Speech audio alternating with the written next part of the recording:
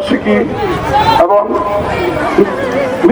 মৃত্যুতে দোয়া ও মিলাদ মাহফিল এবং স্মৃতিচারণ অনুষ্ঠানের সম্মানিত প্রধান অতিথি, বিভিন্ন ইউনিয়ন থেকে আগত আমার বিএনপি নেতৃবর্গ, নকলা থানা বিএনপি নেতৃবর্গ, পৌর বিএনপি নেতৃবর্গ, আমার চন্দ্রগুনা ইউনিয়নের নেতৃবর্গ, সাধারণ ভাইয়েরা, আসসালামু আলাইকুম। আজকে আমরা দুঃখের সহিত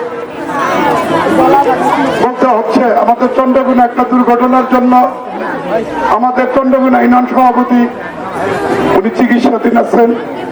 ওনার ছেলে হাসপাতালে, কালকে হাড়ের অপারেশন হয়েছে। আমার ছোট ভাইও চিকিৎসাধীন, তাদের জন্য দোয়া করবেন। আমরা সকলে আজকে দোয়া করবো আমাদের ম্যাডাম, তার ত্যাগ বলে শেষ করা যাবে না। তিনি এই দেশ ছেড়ে কোথাও যায় নাই।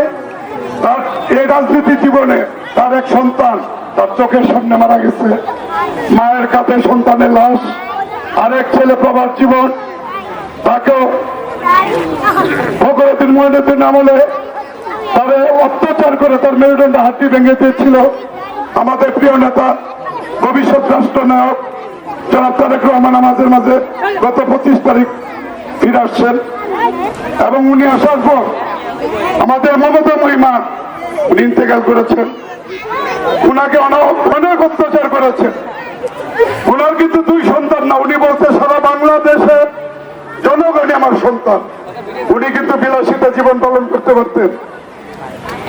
উনি আপসীর নেত্রী, উনি কষ্ট করছেন এবং এই এলাকা মানে বাংলাদেশের মানুষের জন্য তার যে ত্যাগ, আমার মনে হয় সারা বিশ্বে যদি এরকম কোন রাষ্ট্রপ্রধানকে নোবেল বিজয়ী করে তার মধ্যে আমাদের নেত্রী প্রথম পেপারে থাকবে। আমরা আপনাদের সকলের কাছে আমাদের নেত্রী, আমাদের মমতা মহিমার জন্য আমরা দোয়া চাই। আল্লাহ যেন তাকে জান্নাতুল ফেরদৌস নসিব করেন। পাশাপাশি আমাদের নকলা নাইতাবাড়ি প্রিয় নেতা মরহুম আল্লাহ জাহেদ আলী চৌধুরী, উনার জন্য আমরা দোয়া করব। আল্লাহ যেন তাকে জান্নাতুল ফেরদৌস নসিব করেন।